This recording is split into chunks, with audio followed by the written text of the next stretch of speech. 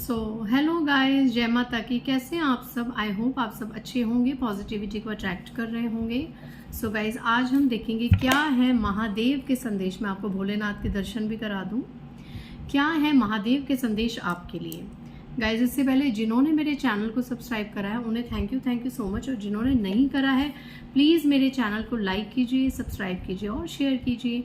Personal reading का number मैं यहाँ से दे रही हूँ, आप डिस्क्रिप्शन बॉक्स से भी ले सकते हैं। इट्स 8595327883 और मेरे पर्सनल रीडिंग के चार्जेस है 1000 रुपीज़ एनी 3 क्वेश्चन। ओके, इससे कम या ज़्यादा क्वेश्चन होंगे तो उनके अकॉर्डिंग आपको फीस पे करनी होगी। एंड अगर आपको 24 घंटों के अंदर रीडिंग चाहिए तो आप अर्जेंट रीडिंग को बुक कर सकते हैं। सो मैं आज भोलेनाथ के मैसेजेस लूँगी कि भोलेनाथ आपको क्या संदेश देना चाहते हैं। जय शिव बाबा, जय भोलेनाथ। श्री शिवाय नमस्तुभ्यम, श्री शिवाय नमस्तुभ्यम, श्री शिवाय नमस्तुभ्यम। ओम महाकालेश्वराय, श्री शिवाय नमस्तुभ्यम। अपने प्यारे प्यारे कमेंट्स के लिए, ब्लेसिंग्स के लिए थैंक यू सो मच। सो चलिए गाइज, आप मेरे दूसरे चैनल निशा चोपड़ा टैरो रीडर को भी सब्सक्राइब कर सकते हैं। मेरा वो चैनल मोनेटाइजेशन के प्रोसेस में है। जैसे ही मोनेटाइजेशन उसका प्रोसेस कुछ समय लगेगा, उसमें थोड़े से कुछ इश्यूज आ रहे हैं, तो जैसे ही वो होगा फिर वहाँ पे मैं रोज़ मंत्रास की, सिद्धि साधना की रीडिंग्स लेके आऊँगी। ठीक है, क्योंकि आफ्टर मोनेटाइजेशन ज़्यादा से ज़्यादा लोगों तक रीडिंग्स पहुंचती हैं, तो मैं चाहती हूँ कि जो भी मैं मंत्र बताऊँ, उपाय बताऊँ, या जिस तरीके के रिचुअल्स मैं अपने क्लाइंट्स को देती हूँ या कुछ भी, तो मैं वहाँ पे तभी बताऊँ जब ज़्यादा से ज़्यादा लोगों तक वो पहुँच सके, कनेक्ट हो सके। ठीक है, तो अभी मैं उस पर ज़्यादा इतना अपनी एनर्जी और टाइम स्पेंड नहीं कर रही, बट हाँ बीच बीच में छोटी मोटी गाइडेंस मैं उस चैनल पर लाती रहती हूँ, क्योंकि उस चैनल से भी मेरे काफ़ी सोल्स कनेक्टेड हैं। सो देखते हैं महादेव भोले बाबा मेरे व्यूवर्स को आज क्या गाइड कर रहे हैं, क्या बताना चाह रहे हैं। जो भी आपके लिए जानना ज़रूरी होगा भोलेनाथ वो संदेश देंगे। जय भोलेनाथ। ओके, पहला कार्ड स्टॉप जजिंग। ओके, पहला कार्ड है स्टॉप जजिंग। तो यहाँ पे आप में से बहुत से लोग ना किसी को इंस्टेंट जज कर रहे हैं। ठीक है, कई बार एक्शंस के अकॉर्डिंग भी जज कर रहे हैं, बट कई बार किसी थर्ड पर्सन के कुछ बताने पे आप किसी को जज कर रहे हैं। राइट, जैसे कि क्या हो रहा है कि आप, जो मैं एनर्जी पिक कर पा रही हूँ कि आप किसी इंसान को मिसअंडरस्टैंड कर रहे हैं। आप किसी को मिसअंडरस्टैंड करें। कोई इंसान इतना भी बुरा नहीं है, कोई इंसान इतना भी आपके लिए हार्मफुल नहीं है जितना आप उसको जज कर रहे हैं, या कोई इंसान इतना भी बुरा नहीं है ना, किसी का मतलब कुछ आप मिस जज कर रहे हैं किसी की बातों में आके, मे बी किसी रिलेटिव की बातों में आके, किसी इंसान की बातों में आके। कई बार क्या होता है कि हम जिन लोगों से कनेक्टेड होते हैं, राइट, उस इंसान की किसी पर्टिकुलर इंसान से नहीं बनती है। उस इंसान को किसी एक इंसान से बहुत ही ज़्यादा ईर्ष्या, द्वेष, जलन, घृणा, ये प्रॉब्लम्स होती हैं। तो जब आप इस इंसान से कनेक्ट होते हैं तो ये इंसान आपको उस थर्ड पर्सन के बारे में इतना कुछ उल्टा सीधा पहले से ही बता देता है, आपको इतना कुछ उसकी जो इमेज है इतनी डाउन करके आपके आगे रख देता है, जबकि क्या पता कि वो थर्ड पर्सन आपका कहीं ना कहीं सोलमेट हो, सोल ब्रदर हो, सोल सिस्टर हो। उस इंसान के जो थर्ड पर्सन है जिसकी ये इंसान इतनी बुराई कर रहा है, मे बी वो इंसान कहीं ना कहीं सोल लेवल पे आपसे बहुत ज़्यादा कनेक्टेड हो। आप उसकी तरफ अट्रैक्ट क्यों होते हैं कि कहीं ना कहीं आप उससे सोल लेवल पे कनेक्टेड हैं। आप लोगों का उसके साथ कोई कर्मा क्रिएट है, ठीक है, कोई कर्मा कनेक्टेड है, जिससे ये आपका साथ वाला इंसान बर्दाश्त नहीं कर सकता कि मैं उस इंसान को लाइक नहीं करता या लाइक नहीं करती, तो ये मेरे साथ रहने वाला इंसान उस इंसान से कनेक्ट नहीं होना चाहिए किसी भी सूरत में।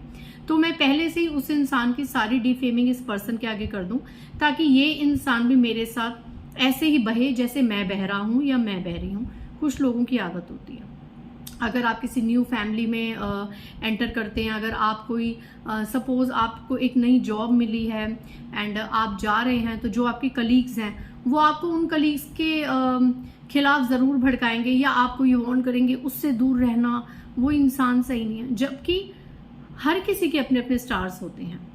ज़रूरी नहीं कि सामने वाले पर्सन का अगर किसी से कोई मतभेद है, कोई प्रॉब्लम है, उन दोनों की लड़ाई है, तो वो थर्ड पर्सन की आपसे भी लड़ाई होगी। मे बी वो थर्ड पर्सन को आपसे ज़्यादा कनेक्शन फील होगा, मे बी उस थर्ड पर्सन को आपसे ज्यादा आपसे सिंपैथी होगी, या मे बी वो थर्ड पर्सन इस पर्सन की कुछ बातें जानता होगा, जो ये इंसान चाहता है कि आप तक उसकी बातें, उसकी सच्चाई ना पहुंचे, जिससे ये इंसान थर्ड पर्सन के खिलाफ की बातें करके आपके मन में उनके लिए जहर घोलने लग जाते हैं। ये किसी के लिए महादेव कह रहे हैं स्ट्रॉन्ग एनर्जी है।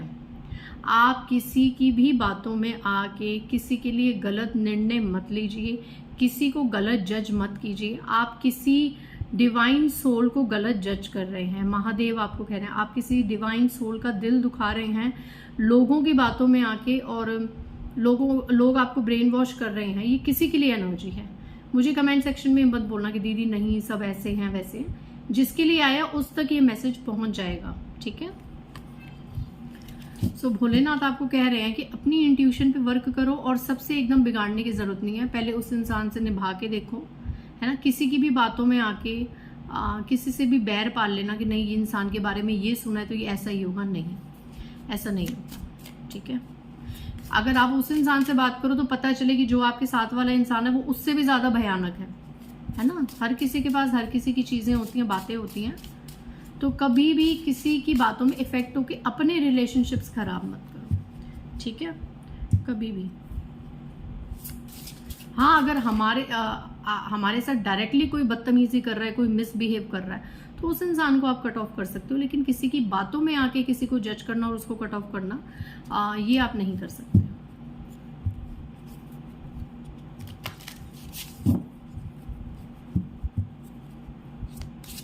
मे बी एनर्जी इसलिए आज महादेव ने दी है कि शायद जिस इंसान से आपको दूर रखा जा रहा है, दूर किया जा रहा है, मे बी ये इंसान कहीं ना कहीं किसी ना किसी सेक्टर में आपके लिए आने वाले समय में हेल्पफुल हो सकता है, आपको अच्छा गाइड कर सकता है या कर सकती है। ये इंसान कहीं ना कहीं आपके लिए हेल्पफुल हो सकता है। इस इंसान के साथ रख रखाव रखने से आपकी लाइफ की काफ़ी प्रॉब्लम सॉल्व हो सकती हैं, और साथ वाले आपके नहीं चाहते कि वो प्रॉब्लम सॉल्व हो या आपको उनके बारे में कुछ भी पता चले। सो इसीलिए शायद आप एक ऐसे इंसान को नेग्लेक्ट कर रहे हैं, आप एक ऐसे इंसान को मिसअंडरस्टैंड कर रहे हैं जो आने वाले समय में आपके लिए बहुत ज़्यादा हेल्पफुल रहता। आपके ऐसे जेस्चर करने से फिर सामने वाला इंसान भी आपको इतना ज़्यादा इक्वल गिव एंड टेक नहीं करता है। तो इस चीज़ को समझने की ज़रूरत है।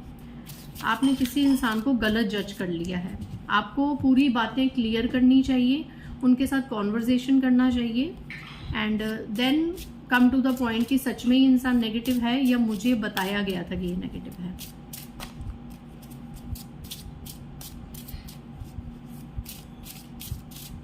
जय भोलेनाथ, जय Bholenath. The more you trust me the more I will amaze you. Wow. Second message Bholenath कह रहे हैं कि मे बी आप में से ऐसे लोग हैं जिनका भोलेनाथ से थोड़ा बहुत विश्वास उठ रहा है। शायद आपके लाइफ में चैलेंजेस चल रहे होंगे, अप एंड डाउन चल रहे होंगे, तो लोगों के मन में ये आ सकता है कि हम इतनी पूजा पाठ करते हैं, हम शिवलिंग पे जल चढ़ाते हैं, हम इतनी शिव पूजा करते हैं, हम इतने डिवाइन से कनेक्टेड हैं, फिर भी हमारी लाइफ में चीज़ें वैसी अकॉर्डिंगली नहीं चल रही जैसी हम चाहते हैं। तो मे बी आपका विश्वास कहीं ना कहीं मैं डगमगाता हुआ देख रही हूँ। तो उन लोगों के लिए भोलेनाथ आज बता रहे हैं, एक सेकेंड, तो उन लोगों के लिए भोलेनाथ बता रहे हैं कि जितना भी तुम मुझ पे ट्रस्ट करोगे उतना ही मैं तुम्हें अमेज करता रहूँगा, मिरेकल्स होंगे। सो आप भोलेनाथ पे ट्रस्ट करना मत छोड़िए, भोलेनाथ पे ट्रस्ट कीजिए। जिस भी डिवाइन से, अगर आप और धर्म से बिलोंग करते हो और इस रीडिंग तक आए हैं, तो जो भी आपके इष्ट हैं, जो भी आप जिनको भी मानते हैं, आप उन पे पूरा ट्रस्ट कीजिए, अपना ट्रस्ट मत खत्म कीजिए। Beautiful cards. रिमेन साइलेंट है, यहाँ पे चुप रहने के लिए कहा जा रहा है कुछ लोगों को। किसी को यहाँ पे शांत रहने के लिए कहा जा रहा है, मौन रहने के लिए कहा जा रहा है। और जिस तरीके से ये समाधि में है, मेडिटेशन में है, इस तरीके से आपको मेडिटेशन में रहने के लिए कहा जा रहा है। यहाँ पे मे बी आने वाले समय में कुछ ऐसी स्थितियाँ आपके समक्ष उत्पन्न हो सकती हैं जहाँ पे मे बी आपको क्रोध आ जाए और आपको बोलना पड़ जाए। तो वहाँ पे भोलेनाथ आपको कह रहे हैं आपको शांत और मौन रहने की ज़रूरत है। एक शांत मन बड़े से बड़े तूफान से निपटने की एक सामर्थ्य रखता है, एक शांत मन। अगर आपका मन शांत है आप मौन हैं, तो आप बड़े से बड़े संकट को भी पार कर सकते हैं। कई बार कोई ग्रहों की स्थितियां ऐसी होती है कि सर पे मंडरा रहा होता है। देखो, जो होना होता है वो तो होता है, रिश्ते बनने, रिश्ते बिगड़ने, चीज़ें बननी, चीज़ें बिगड़नी, circumstances up and downs, favour में, कई बार नहीं होती फेवर में, ये सब चीज़ें तो प्रारब्ध के अकॉर्डिंग है। बट कई बार कुछ चीज़ों को हम कुछ समय के लिए टाल सकते हैं अपनी शांति से। तो यहाँ पे भोलेनाथ किसी को यहाँ पे शांत रहने के लिए कह रहे हैं। एंड यहाँ पे कोई बहुत ज़्यादा अशांत है अपने अप एंड डाउन्स को लेके, ठीक है, तो वहाँ पर भी भोलेनाथ कह रहे हैं आप शांत रहें, आने वाला समय आपका बेहतरीन होगा, आप सिर्फ और सिर्फ उन पर भरोसा करें। जय भोलेनाथ, महाकाल, श्री शिवाय नमस्तुभ्यम, श्री शिवाय नमस्तुभ्यम। Take help from people and avoid comparison. Bottom of the deck, avoid comparison, take help from people.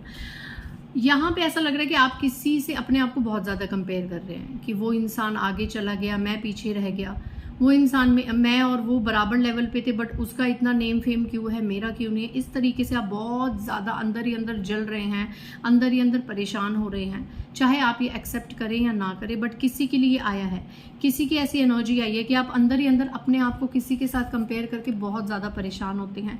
यहाँ पे गणेश जी आए हैं भोलेनाथ के साथ, तो मे भी आप अपने बच्चों को दूसरों के बच्चों के साथ बहुत ज़्यादा कंपेयर कर रहे हैं, तो ये चीज़ गलत है। आपको अपने बच्चों को या अपने डियर वंस को किसी के साथ भी कंपेयर करने की ज़रूरत नहीं है, और ख़ुद को भी किसी के साथ कंपेयर करने की ज़रूरत नहीं है।